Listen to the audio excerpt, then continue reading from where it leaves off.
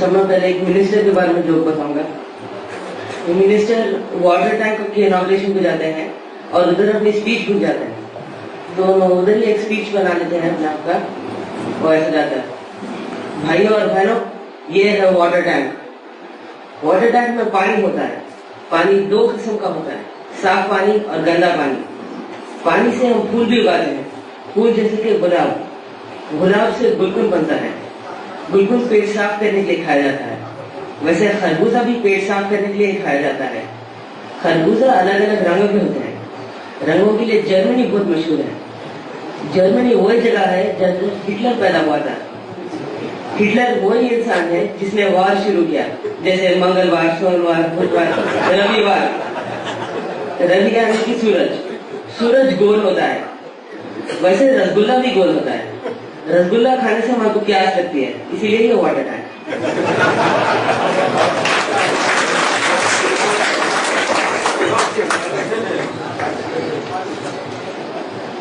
जी एक बार बस traffic light पे रुक गई थी। ट्रैफिक लाइट चालू होती कि बस निकलते ही धक्का लगता है बस को, और एक लड़का लड़की के गोद में गिर जाता है। लड़की कहती है, बदतमीज, तुम ये क्या कर रहे हो? लड़का कहता है, मैं उस्मानी यूनिवर्सिटी से B.Com कर रहा हूँ।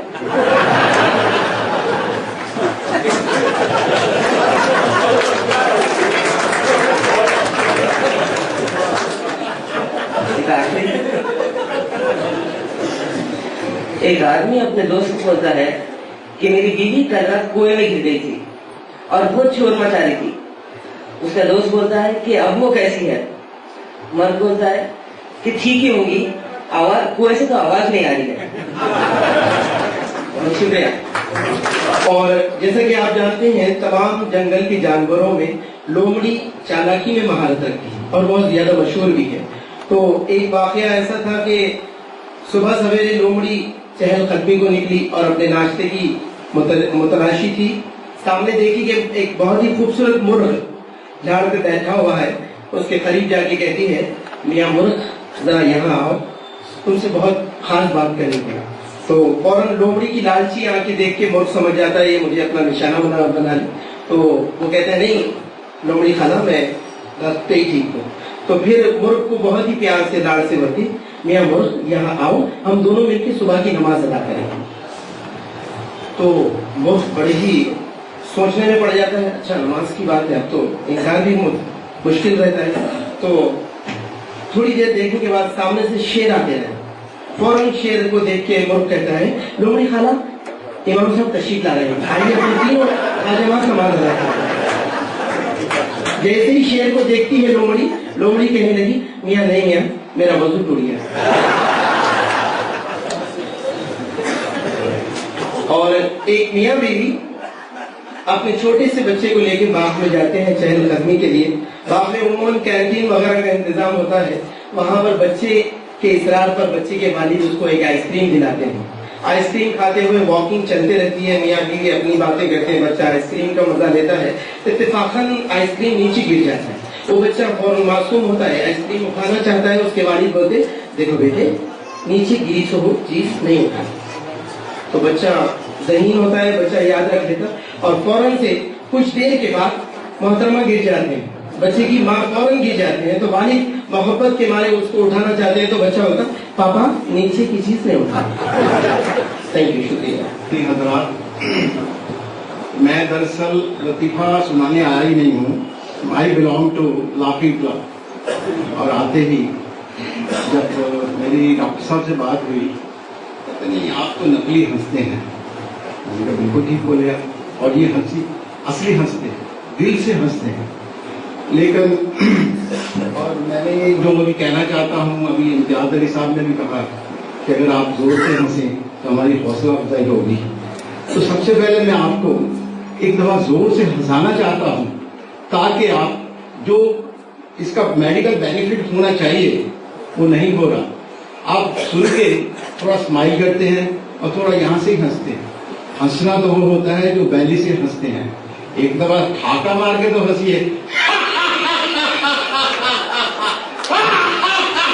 देखिए आप हंस नहीं रहे, मेरी हौसला बताए कहां से। कोई भी नहीं हंस रहा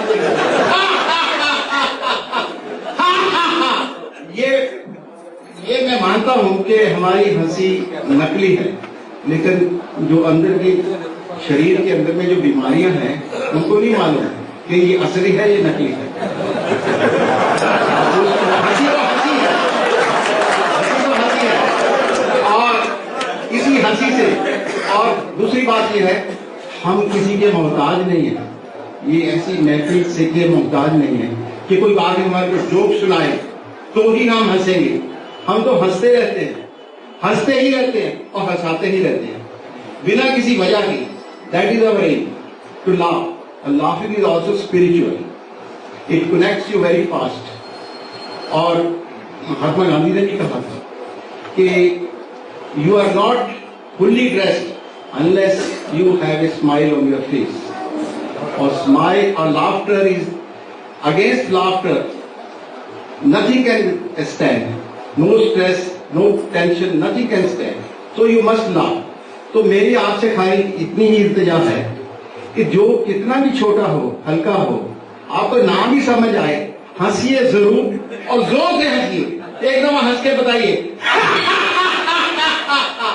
देखिए, हंसने की परंपरा हमारे हिंदुस्तान में बहुत रही है। नारद भी हंसते थे, हमारे शास्त्रों में नारद लेकर वो दूसरों को टेंशन देके जाते थे। और हमारे शास्त्रों में, महाभारत में भी, जब द्रौपदी ने दुर्योधन के ऊपर हंसी तो वार हो गई, महाभारत हो गई। इसी तरह रावण भी जब हनुमान जी के ऊपर हंसा तो ये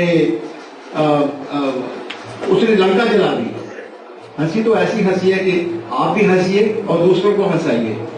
अब आपने मेरे को बुलाया है यहाँ कुछ लतीफा करने के लिए। मैं वही सोच रहा हूँ आखिर क्या हो रहा है।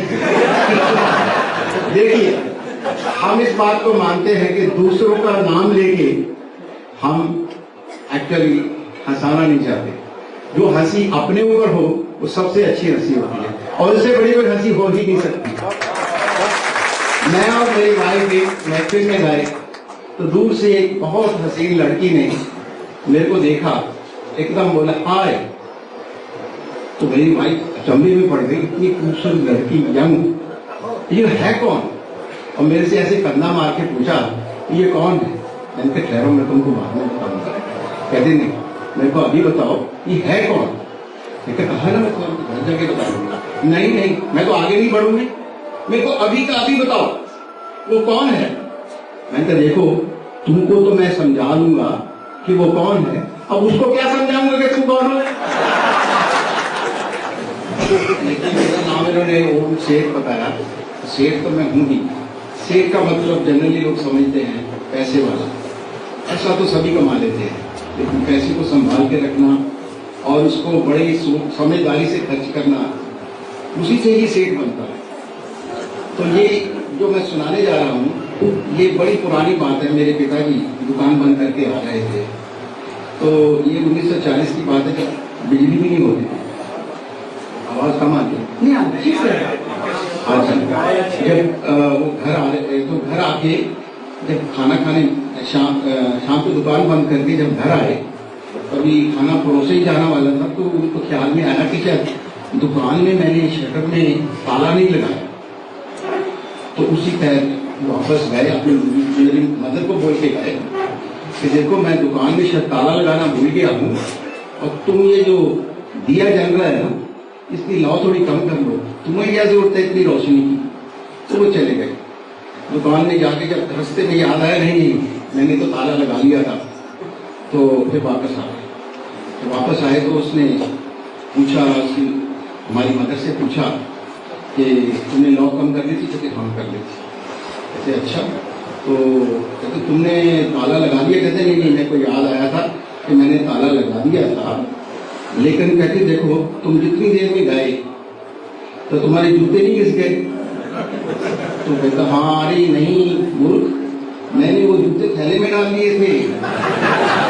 और कहते तुमने देखो बेकार में उंगली से कुछ पीछे किया? कहते नहीं, मैंने उसको सुई से पीछे किया था दिए की संग, और जो तेल उसमें लगा हुआ था वो आपने यहाँ लगा लिया था। तो ये होता है पैसे बचाना। हमारे ग्रैंडफादर भी बहुत मशहूर थे कंजूस। लोग दूर दूर से उनको मिलने आते थे। एक दफा की बात है कि एक दूसरे गांव से कोई सोच रहा था, कोई मिलना चाहता था कि भाई कंजूस तो हम भी बहुत हैं, लेकिन जाके देखेंगे सेठ साहब कितने बड़े कंजूस हैं।